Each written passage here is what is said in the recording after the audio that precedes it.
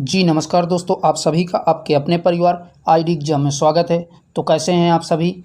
उम्मीद करते हैं कि आप सभी अच्छे होंगे और आपकी तैयारी भी अच्छी चल रही होगी। तो दोस्तों, जैसा कि आप सभी को पता है कि डेली शाम को हम 6 बजे UP triple S C PET का प्रैक्टिस सेट पे डिस्कस करते हैं और आज का प्रैक्टिस सेट नंबर आपका 11 है।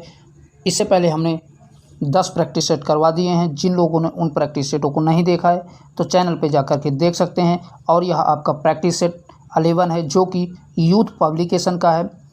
तो दोस्तों, चैनल पे नए हैं तो चैनल को सब्सक्राइब कर बेल आइकन को दबाएं ताकि आगे आने वाले हर एक वीडियो की अपडेट आप तक पहुंचती रहे। तो चलिए क्लास को कंटिन्यू करते हैं।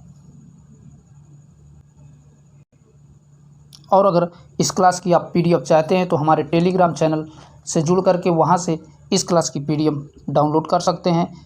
टेलीग्राम चैनल का लिंक इसी वीडियो के नीचे आपको डिस्क्रिप्शन में मिल जाएगा। तो चलिए,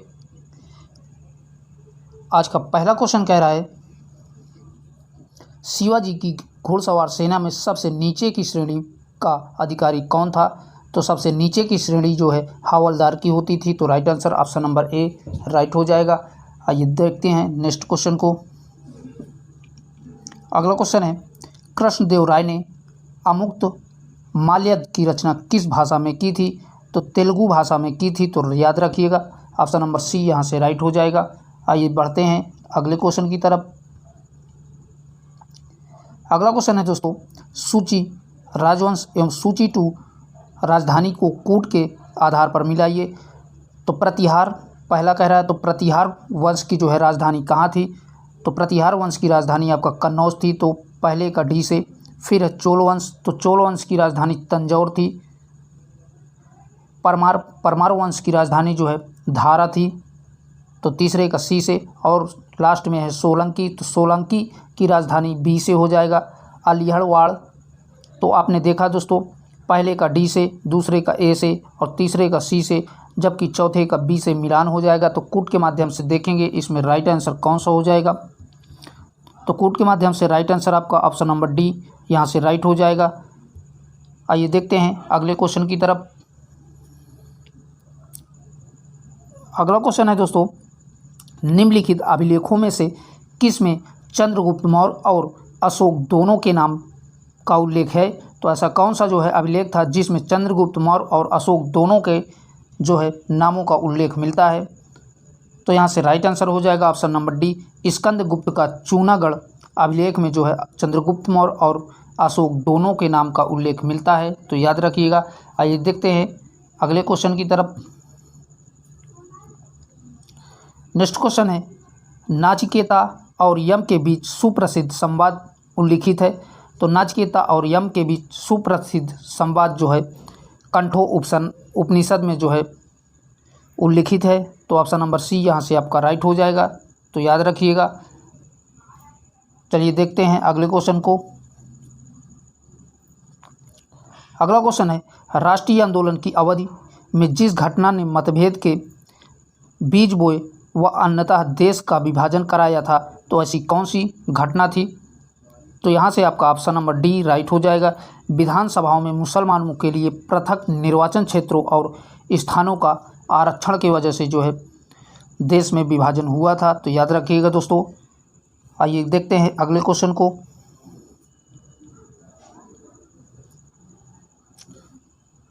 निम्नलिखित कथनों पर विचार कीजिए। भारत छोड़ो आंदोलन प्रारंभ करने के पूर्व दिन महात्मा गांधी ने, तो महात्मा गांधी ने क्या क्या किया था भारत छोड़ो आंदोलन से पहले? तो यहाँ से आपका राइट आंसर हो जाएगा पहला। तीसरा सही हो जाएगा, राजसी रियासतों के राजाओं को अपनी जनता की प्रभुसत्ता स्वीकार करने को कहा था। तो कूट के माध्यम से राइट आंसर हो जाएगा ऑप्शन नंबर सी, जिसमें केवल तीसरे को सही बताया है। तो याद रखिएगा दोस्तों। आइए बढ़ते हैं अगले क्वेश्चन की तरफ।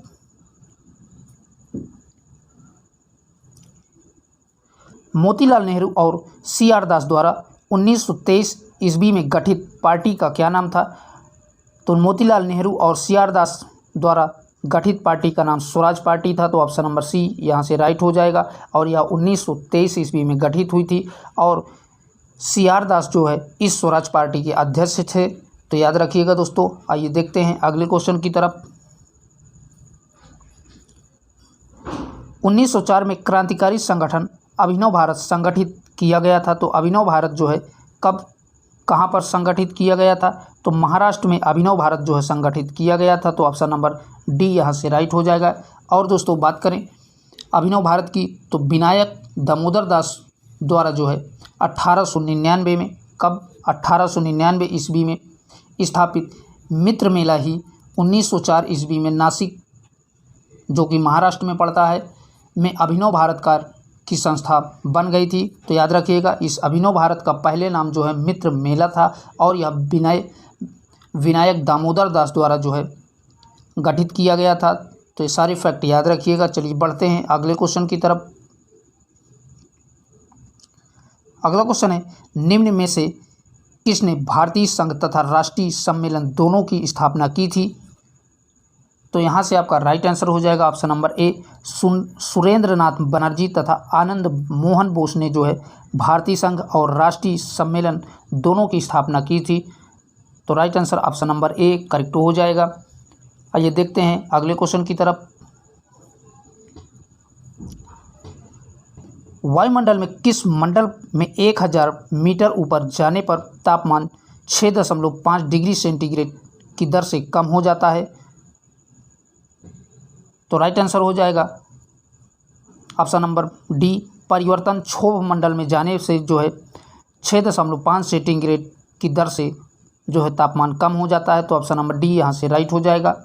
और अगर बात करें दोस्तों क्षोभ मंडल में प्रति 1000 मीटर पर तापमान में 6.5 डिग्री सेल्सियस की कमी दर्ज की जाती है और मौसम की सभी घटनाएं जो है वर्षा, बादल, कोहरा, ये सारी की सारी क्षोभ मंडल में ही होती हैं। तो याद रखिएगा।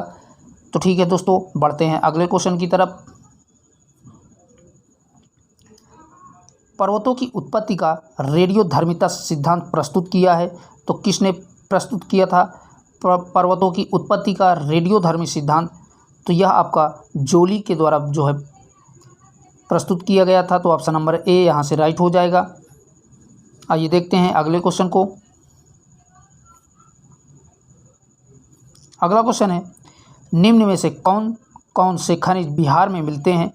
तो केवल बिहार में मिलने वाला खनिज लौह है, यानी कि लोहा यानी इस्पात जो है केवल बिहार राज्य में मिलता है। तो कूट के माध्यम से यहाँ से आपका ऑप्शन नंबर बी राइट हो जाएगा। तो याद रखिएगा दोस्तों। आइए बढ़ते हैं अगले क्वेश्चन की तरफ। अगला क्वेश्चन है, सूची फर्स्ट को सूची सेकंड से सम्मिलित कीजिए एवं सूचियों के नीचे दिए गए कूट से सही उत्तर चुनिए। तो पहला कह रहा है गोरखपुर। तो गोरखपुर किस नदी के किनारे स्थित है? तो गोरखपुर आपका राप्ती नदी के किनारे स्थित है। तो ए का चौथे से। फिर है फैजाबाद। तो फैजाबाद आपका सरयू नदी के किनारे स्थित है। और कानपुर, तो कानपुर आप सभी को पता होगा कि गंगा नदी के किनारे स्थित है। आगरा यमुना नदी के किनारे स्थित है। तो आपने देखा दोस्तों, ए का चौथे से, बी का दूसरे से, सी का पहले से और डी का तीसरे से मिलान हो जाएगा। तो कूट के माध्यम से देखेंगे राइट आंसर कौन सा होगा। तो कूट के माध्यम से ऑप्शन नंबर बी राइट हो जाएगा, जिसमें ए को चौथे से, बी को दूसरे से, सी को पहले से और डी को तीसरे से मिलान कराया था। तो यही आपका राइट हो जाएगा। आइए देखते हैं अगले क्वेश्चन को। निम्नलिखित युग्मों पर विचार कीजिए। तो एक तरफ आपका संगठन दिया है और दूसरी तरफ आपका मुख्यालय दिया है। तो इनमें से आपका राइट आंसर हो जाएगा ऑप्शन नंबर बी, एशिया प्रांत आर्थिक सहयोग सिंगापुर, यही आपका राइट दिया हुआ है। तो कूट के माध्यम से देखेंगे राइट आंसर कौन सा हो जाएगा। यहाँ से आपका राइट आंसर हो जाएगा ऑप्शन नंबर बी, जिसमें केवल दूसरे को सही बताया है। तो ठीक है दोस्तों, बढ़ते हैं अगले क्वेश्चन की तरफ। किस वर्ष को भारत की जनांकिकी का विभाजक कहा जाता है? तो यहाँ से आपका राइट आंसर हो जाएगा ऑप्शन नंबर बी, 1921 को जो है भारत के जनांकिकी का विभाजन कहा जाता है। और बात करें दोस्तों, सन 1921 के बाद देश की जनसंख्या में तेज़ी से वृद्धि हुई थी, इसलिए 1921 को जनसंख्या के इतिहास में महान विभाजक या जनांकिकी का विभाजन कहा जाता है। तो याद रखिएगा दोस्तों, 1921 ईस्वी को जो है इतिहास का महान विभाजक कहा जाता है। तो याद रखिएगा। चलिए बढ़ते हैं अगले क्वेश्चन की तरफ। अगला क्वेश्चन है निर्मल ग्राम पुरस्कार योजना का उद्देश्य नहीं है, तो इसमें से आपका राइट आंसर हो जाएगा ऑप्शन नंबर ए शौच स्वच्छता, यही आपका निर्मल ग्राम पुरस्कार योजना का उद्देश्य नहीं है। और बात करें दोस्तों निर्मल ग्राम पुरस्कार योजना जो है पेयजल एवं स्वच्छता मंत्रालय द्वारा वर्ष 2003 ईस्वी में स्टार्ट की गई थी, तो याद रखिएगा दोस्तों। चलिए देखते हैं अगले क्वेश्चन की तरफ। अगला क्वेश्चन है न्यूनतम समर्थन मूल्य का निर्धारक है, तो इसमें से आपका राइट आंसर हो जाएगा ऑप्शन नंबर सी कृषि लागत एवं मूल्य आयोग जो है न्यूनतम समर्थन मूल्य का निर्धारक है। तो न्यूनतम समर्थक मूल्य के माध्यम से सरकार किसानों को एक निश्चित मूल्य पर अपने द्वारा फसल क्रय करने की गारंटी देती है, तो याद रखिएगा दोस्तों। चलिए बढ़ते हैं अगले क्वेश्चन की तरफ।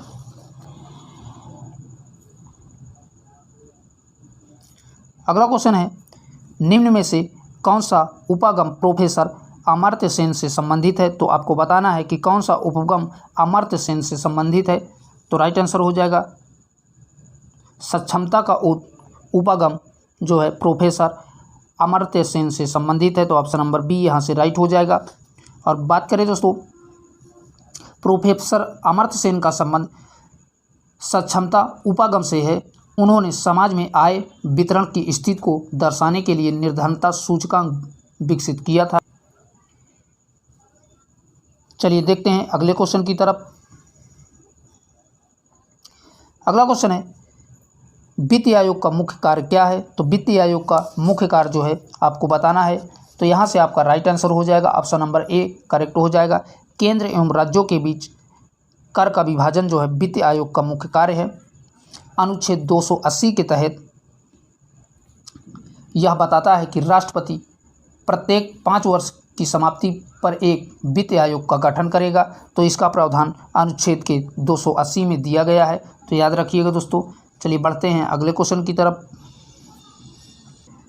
अगला क्वेश्चन है दोस्तों भारत में चुनाव की प्रक्रिया के संबंध में विस्तार से बताया गया है, तो किसमें जो है भारत के चुनाव प्रक्रिया के बारे में विस्तार से बताया गया है, तो राइट आंसर हो जाएगा ऑप्शन नंबर बी संसदीय कानूनों द्वारा जो है चुनाव की प्रक्रिया के संबंध में बताया गया है। तो ठीक है दोस्तों बढ़ते हैं अगले क्वेश्चन की तरफ। अगला क्वेश्चन है सर्वोच्च न्यायालय का न्यायाधीश अपना पद त्याग सकता है पत्र लिखकर, तो किसको पत्र लिखकर जो है सर्वोच्च न्यायालय का न्यायाधीश जो है इस्तीफा दे सकता है, तो राइट आंसर हो जाएगा ऑप्शन नंबर बी राष्ट्रपति को जो है अपना त्याग पत्र दे सकता है। चलिए देखते हैं अगले क्वेश्चन को।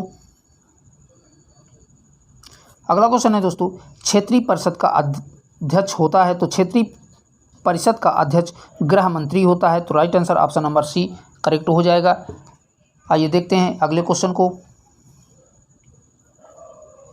निम्नलिखित में से एक भारतीय संविधान के अंतर्गत राज्य का नीति निर्देशक तत्व नहीं है, तो इनमें से आपको बताना है कि राज्य का नीति निर्देशक तत्व कौन सा नहीं है, तो राइट आंसर हो जाएगा ऑप्शन नंबर डी करेक्ट हो जाएगा। युवकों को रोजगार देना यही आपका नीति निर्देशक तत्व नहीं है।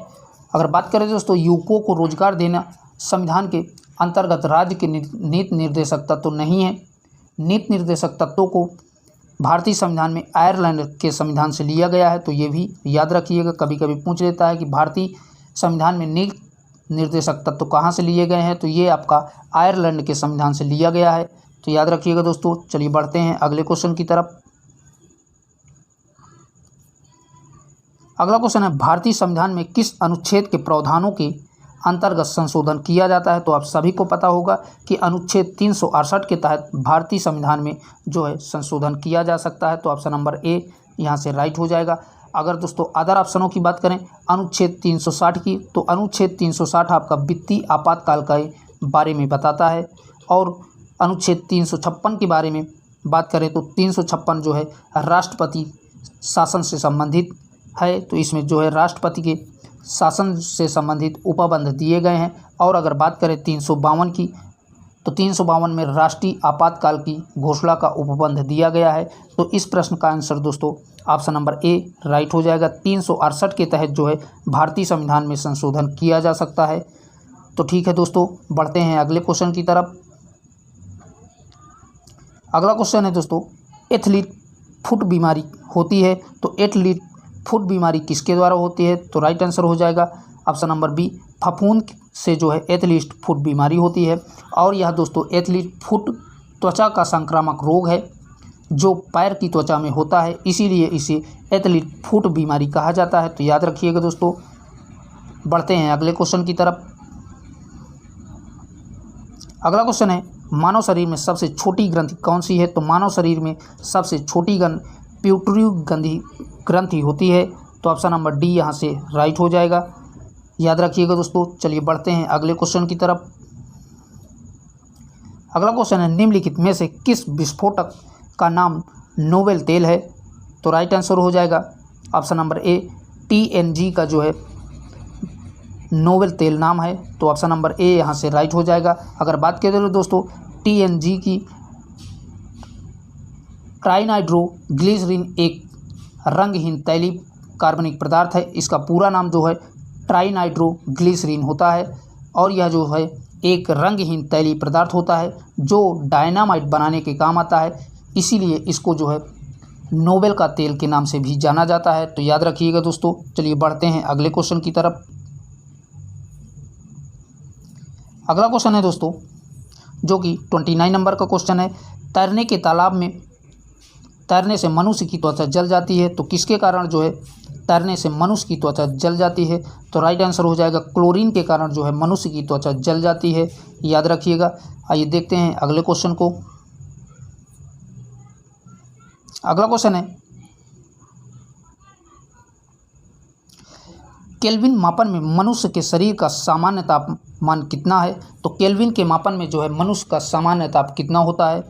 तो राइट आंसर हो जाएगा 310 केल्विन जो है मनुष्य के सामान्य ताप होता है। और अगर बात करें दोस्तों फ़ारेनहाइट में कितना होता है, तो 98.6 जो है फ़ारेनहाइट में होता है। और अगर सेल्सियस में बात करें तो सेल्सियस में मनुष्य का सामान्य ताप 37 डिग्री सेल्सियस होता है।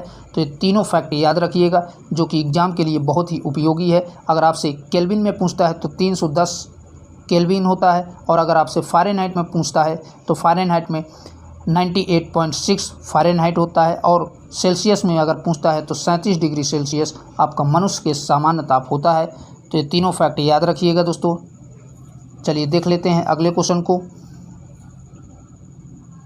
अगला क्वेश्चन है, मधुशाला किसके द्वारा रचित है? बीच में आपके दोस्तों मैथ के कुछ क्वेश्चन थे जिसको हम इस वीडियो में नहीं कवर करेंगे।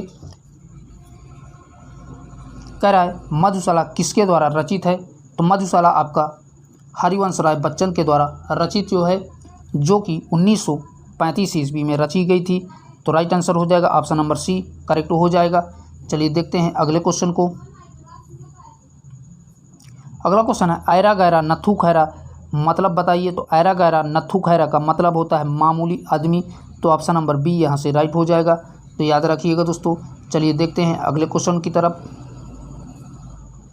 अगला क्वेश्चन है, प्रति आघात का संधि रूप क्या होगा? तो प्रति आघात का संधि रूप प्रत्याघात होता है। तो ऑप्शन नंबर ए यहाँ से राइट हो जाएगा। और दोस्तों बात करें जो है इस प्रत्याघात में कौन सी संधि है, तो इसमें यण संधि है। तो याद रखिएगा दोस्तों। चलिए देखते हैं अगले क्वेश्चन की तरफ। यद्यपि वह बीमार था परंतु वह मेला गया, वाक्य की त्रुटियां सुधारें। तो इस वाक्य का सही रूप होगा ऑप्शन नंबर सी, यद्यपि वह बीमार था तथापि वह मेला गया। यही आपका राइट दिया हुआ है। तो याद रखिएगा दोस्तों। चलिए बढ़ते हैं अगले क्वेश्चन की तरफ। अगला क्वेश्चन है, सब कुछ जानने वाला वाक्यांश के लिए एक शब्द है। तो सब कुछ जानने वाला के लिए वाक्यांश के लिए एक शब्द हो जो है सर्वज्ञ, राइट हो जाएगा। ऑप्शन नंबर बी करेक्ट हो जाएगा। आइए देखते हैं अगले क्वेश्चन को।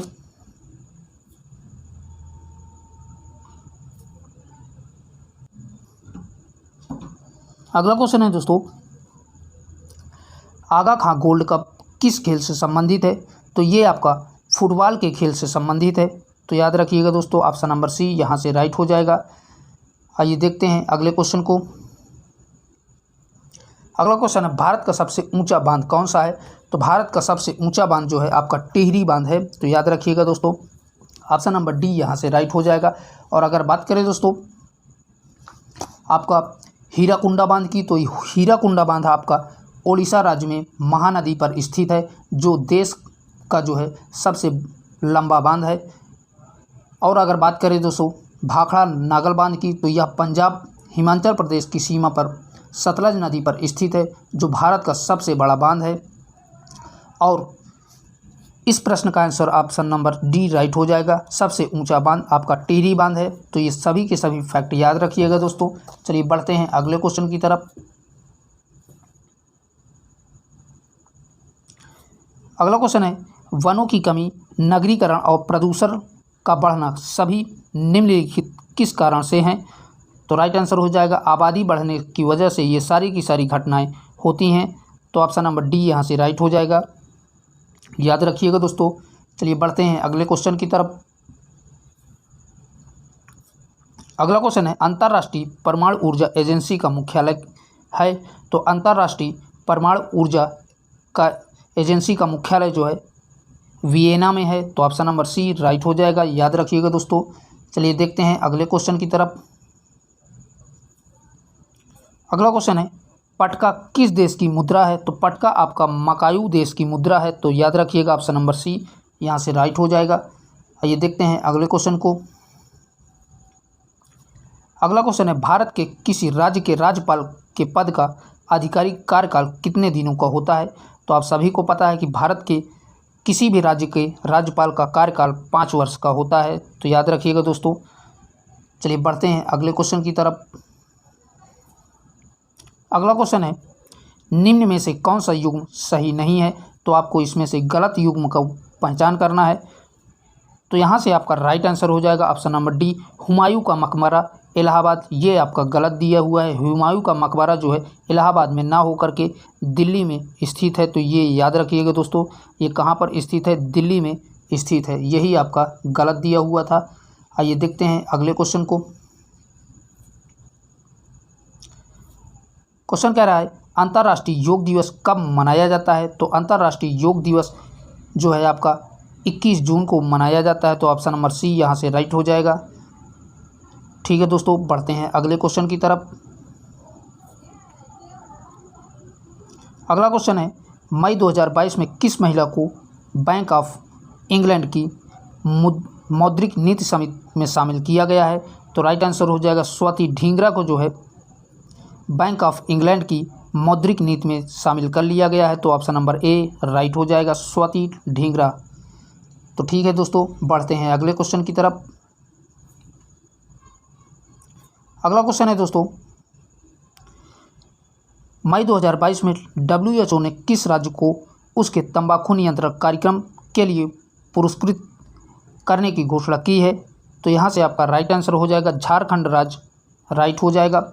और अगर बात करें दोस्तों, प्रतिवर्ष 31 मई को जो है विश्व तंबाकू निषेध दिवस के रूप में मनाया जाता है। तो ये भी याद रखिएगा, विश्व तंबाकू निषेध दिवस 31 मई को मनाया जाता है। इस प्रश्न का आंसर दोस्तों ऑप्शन नंबर सी राइट हो जाएगा। आइए बढ़ते हैं अगले क्वेश्चन की तरफ।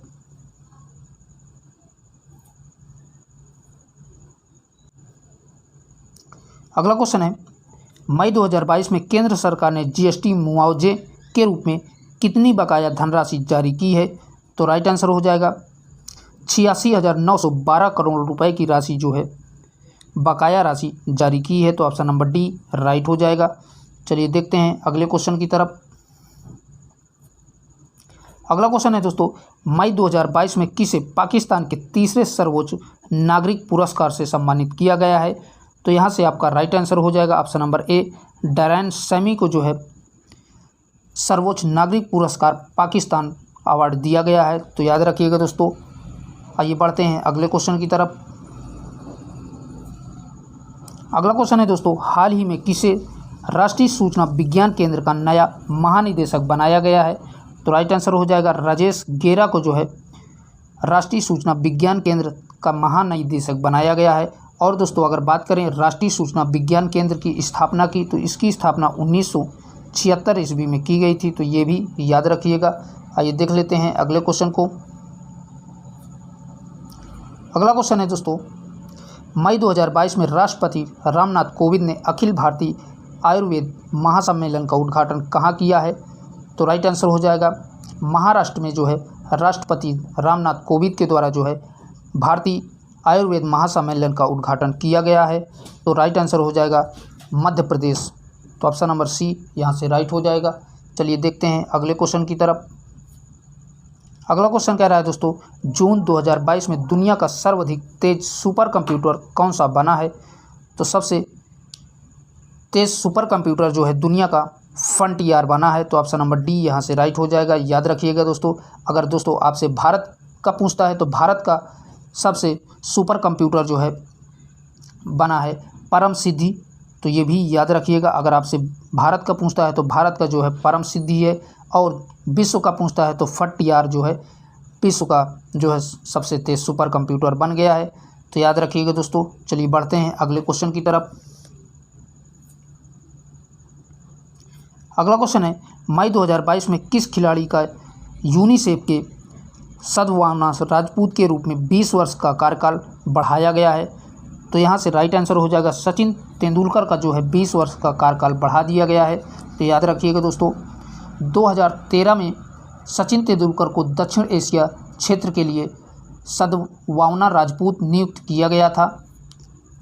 तो उन्हीं का कार्यकाल 20 वर्ष के लिए बढ़ा दिया गया है। और दोस्तों अगर बात करें यूनिसेफ की, तो यूनिसेफ की जो है स्थापना 1946 में की गई थी और इसका मुख्यालय न्यूयॉर्क में स्थित है। तो ये भी याद रखिएगा दोस्तों। चलिए देखते हैं अगले क्वेश्चन को। अगला क्वेश्चन है, 16 जून 2022 को किस राज्य ने अभियान आंचल की शुरुआत की है? तो यहाँ से आपका राइट आंसर हो जाएगा राजस्थान के द्वारा जो है अभियान आंचल की जो है शुरुआत की गई है। तो ऑप्शन नंबर सी राइट हो जाएगा। याद रखिएगा दोस्तों। चलिए बढ़ते हैं अगले क्वेश्चन की तरफ। अगला क्वेश्चन है, जून 2022 में प्रधानमंत्री नरेंद्र मोदी ने अंजलाई पोत्रुसमी के निधन पर शोक व्यक्त किया है, वे किस देश की थी?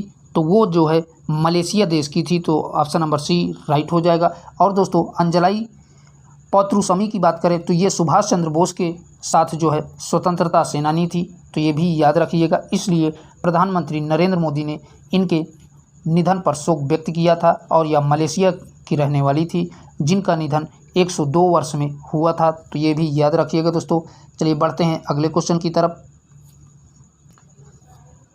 जून 2022 में किस राज्य में देश का प्रथम लिक्विड मिरर टेलीस्कोप स्थापित किया गया है? तो राइट आंसर हो जाएगा उत्तराखंड राज्य में जो है प्रथम लिक्विड मिरर टेलीस्कोप स्थापित किया गया है। और बात करें दोस्तों उत्तराखंड राज्य में देवस्थल नामक पहाड़ी के ऊपर देश का प्रथम लिक्विड मिरर टेलीस्कोप स्थापित किया गया है और इसमें लिक्विड के रूप में पारे का प्रयोग किया गया है। तो ये भी याद रखिएगा दोस्तों। तो आज के लिए इतना ही।